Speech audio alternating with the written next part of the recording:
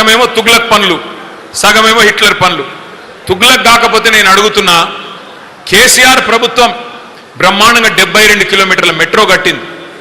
ఆ తర్వాత మొత్తం టెండర్ ప్రక్రియ పూర్తి చేసింది మెట్రోకి. రాయదుర్గం మీ శేర్లింగంపల్లి కాన్స్టిట్యున్సీ నుంచి ఎయిర్పోర్ట్ దాకా పోతూ మధ్యలో రాజేంద్రనగర్ కాన్స్టిట్యున్సీలో కూడా 3 స్టాపులు పెట్టి ఇక్కడికెళ్ళి అక్కడ దాకా పట్టణం పెరుగుతున్నది, ట్రాఫిక్ పెరుగుతున్నది.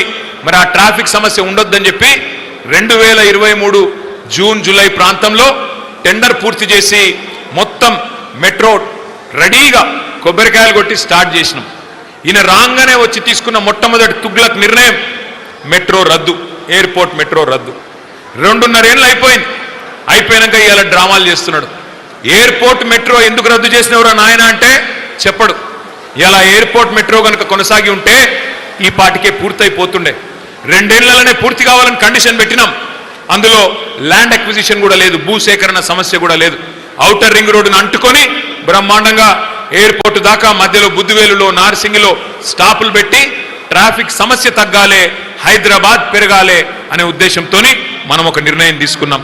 ఇవాళ మీ అందరికీ నేను ఒకటే మాటిస్తా ఉన్నా, ఈయన వల్ల ఏమీ కాదు. ఇప్పుడు కొత్త డ్రామాలు ఆడుతున్నాడు. లకడికా పూల్ నుంచి పటాన్ చెరువు వరకు మెట్రో మనం ప్రతిపాదిస్తే భారతీయ జనతా పార్టీ ప్రభుత్వం వాళ్ళు ఇయ్యలే. ఎక్కడనో ఉత్తరప్రదేశ్లో చిన్న చిన్న పట్టణాలకు ఇచ్చినారు. కానీ మనకు లకడికా పూల్ నుంచి పటాన్ చెరువు వరకు 36 కిలోమీటర్లు పెడితే ఇంట్లో ట్రాఫిక్ లేదు, ఇంట్లో ఎక్కటోళ్ళు లేరు అని చెప్పి మనకు బీజేపీ సహకరించలేదు. కానీ ఇవాళ డ్రామాలు ఆడుతున్నారు రేవంత్ రెడ్డి గారు, కిషన్ రెడ్డి గారు ఇద్దరు కలిసి. ఈయనేదో అడిగినట్టు, ఆయనేదో ఇచ్చినట్టు, ఏదో ఇద్దరు కలిసి ఢిల్లీలో మళ్ళీ నాటకాలు ఆడుతూ ఉన్నారు. ఒకటి మాత్రం నేను మీకు పక్కా చెప్తా ఉన్నా, మళ్ళీ మెట్రో పట్టాలు ఎక్కాలి అంటే 2028లో కేసీఆర్ తిరిగి రావాల్సిందే. మొదటి దశ మెట్రో పూర్తి చేసింది కేసీఆర్. మీ మియాపూర్కి ఇక్కడికే వచ్చి ప్రారంభించింది కేసీఆర్. కాబట్టి రేపటి రోజున కూడా మెట్రో మళ్ళీ పట్టాలు ఎక్కాలి. హైదరాబాద్ లో మరొక 250 కిలోమీటర్ల మెట్రో రావాలి అంటే ఈ బుడ్రఖాన్తో కాదు, ఈ బుడ్రఖాన్తో కాదు. ఎందుకంటే తీస్మార్ ఖాన్ మాటలు మాట్లాడగానే సరిపోదు, పనులు కూడా అట్లా ఉండాలి. కానీ ఏదో మాటలకేమో పెద్ద పెద్ద మాటలు, చేసేది ఏమీ లేదు.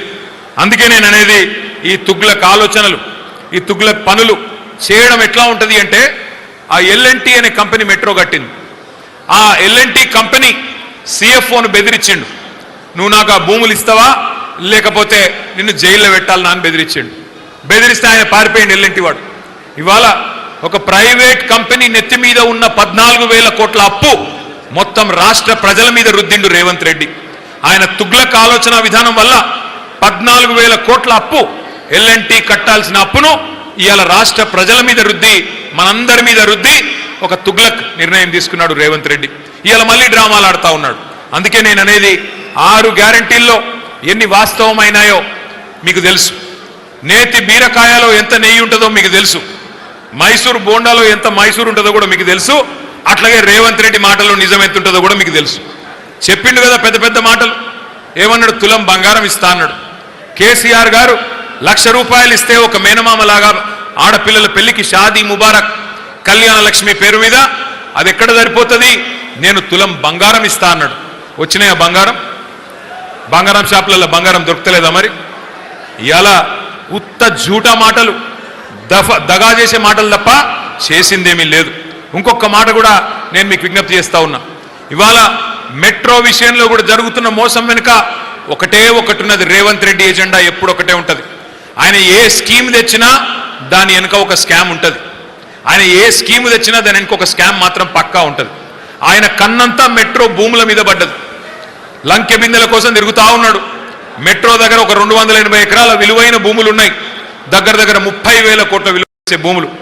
ఆయన అన్నదమ్ములకో, ఆయన బావమరిదికో, ఆయన అల్లునికో కట్టబెట్టడానికే ఆ 280 ఎకరాల భూముల మీద కన్నేసిండు. కాబట్టే ఇవాళ ఆ మెట్రోని స్వాధీనం చేసుకొని 14,000 కోట్ల భారం ప్రజల మీద రుద్ది ఆ భూములను అమ్ముకొని తనకు కావలసిన వాళ్ళకు కట్టబెట్టే ప్రయత్నంలో రేవంత్ రెడ్డి ఉన్నాడు. ఇది వాస్తవం.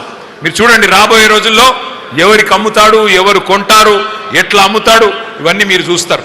కానీ ఒకటి మాత్రం పక్కా, ఈ దగుల్బాజీ కాంగ్రెస్ ప్రభుత్వాన్ని ఇవాళ ఎక్కడికక్కడ రైతులైతేనేమి, హైదరాబాద్లో ఉండే యువకులైతేనేమి, అట్లాగే మా ఆడబిడ్డలైతేనేమి ఎదురు చూస్తా ఉన్నారు.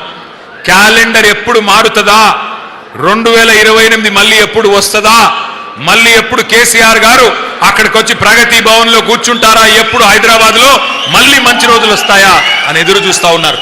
రియల్ ఎస్టేట్ మొత్తం పండబెట్టిండు. రియల్ ఎస్టేట్ వాళ్ళు ఉన్నారా? ఎవరని ఇక్కడ ఉన్నారా? బాగుందా రియల్ ఎస్టేట్? రియల్ ఎస్టేట్ మొత్తం పండబెట్టిండు వచ్చినాక. ఎందుకు?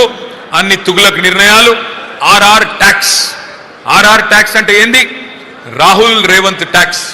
స్క్వేర్ ఫీట్ కు 200 రూపాయలు ఇవ్వాలన్నట. పర్మిషన్ కావాలంటే పైసలు, ఓసీ కావాలంటే పైసలు, మీ ఇంటికాడ ట్రాన్స్ఫార్మర్ పెట్టాలంటే పైసలు. ఇవాళ లంచగొండితనం విచ్చలవిడిగా స్వైర విహారం చేస్తున్నది. ఇంకా దరిద్రం ఏంటంటే కొంతమంది ఐఏఎస్ అధికారులు, నేను ఈ మాట అంటే బాధపడుతుండొచ్చు కానీ అనక తప్పడం లేదు, కొంతమంది ఐఏఎస్ అధికారులు మున్సిపల్ డిపార్ట్మెంట్లో, నేను చెప్పేది ముఖ్యంగా ఐఏఎస్ అధికారులు బ్రోకర్గిరీ చేస్తూ ఉన్నారు. వాళ్ళ దగ్గరికి పోయి బిల్డర్లు పోయి అడిగితే, అయ్యా మా ఆక్యుపెన్సీ సర్టిఫికెట్ అంటే ఫలానా ఏవీ రెడ్డిని కలువు, అయ్యా మా బిల్డింగ్ పర్మిషన్ ఏది అంటే ఉదయ సింహాన్ని కలిసి క్లియరెన్స్ తీసుకొని రా, అట్లయితేనే ఇస్తా. ముఖ్యమంత్రి గారి కౌంటర్ల దగ్గర ఉండే బ్రోకర్లకు కలువుమని ఐఏఎస్ అధికారులు పురమాయిస్తున్నారు. పోయి అక్కడ పోయి డబ్బులు కడితే ఇక్కడ నేను మీకు క్లియరెన్స్ ఇస్తా అని చెప్పే దౌర్భాగ్యపు పరిస్థితి. ఇవాళ రాష్ట్రంలో ప్రభుత్వం నడుస్తలేదు, ఒక మాఫియా నడుస్తూ ఉన్నది. అందుకే ఈ మాఫియాని తరిమి కొట్టాలి అంటే రేపు శేర్లింగంపల్లిలో మీరందరూ విజృంభించాలా. మరి శేర్లింగంపల్లిలో విజృంభించాలంటే ఏం చేయాలా? ఏమి లేదు, మీరు చేసేది గాబరా ఏది లేదు. 2 పనులు మీకు చెప్పడానికి నేను ఇక్కడికి వచ్చింది. ఒకటి, SIR అనే కార్యక్రమం స్టార్ట్ కాబోతా ఉన్నది. స్పెషల్ ఇంటెన్సివ్ రివిజన్ ఎల్లుండి నుంచి ప్రారంభమవుతున్నది, 25వ తారీఖు నుంచి. చాలా ముఖ్యమైన కార్యక్రమం. ఒక్కసారి నేను మీకు అది కొన్ని స్లైడ్స్ చూపెట్టి వివరించే ప్రయత్నం చేస్తాను. SIR అంటే స్పెషల్ ఇంటెన్సివ్ రివిజన్. దయచేసి మీ అన్ని కూడా ఇప్పుడు 24 డివిజన్లు అయినాయి శేర్లింగంపల్లి కాన్స్టిట్యున్సీలో. 24 పోయి 30 డివిజన్లు అవుతాయని చెప్తున్నారు. 30 డివిజన్లలో ఎవరెవరైతే కార్పొరేటర్లుగా పోటీ చేయాలన్న ఆసక్తి ఉన్న సోదరులు సోదరిమణులు ఉన్నారో వారితో నా ప్రార్థన, ఒక్కొక్క ఓటు విలువైన ఓటు. దయచేసి సరిగ్గా SIRలో ప్రజలను భాగస్వాములు చేయాల్సిన బాధ్యత మీరే తీసుకోవాలి. ఎవరెవరైతే కార్పొరేటర్లుగా పోటీ చేయాలనుకుంటున్నారో దయచేసి మీరే బాధ్యత తీసుకోవాలి. డివిజన్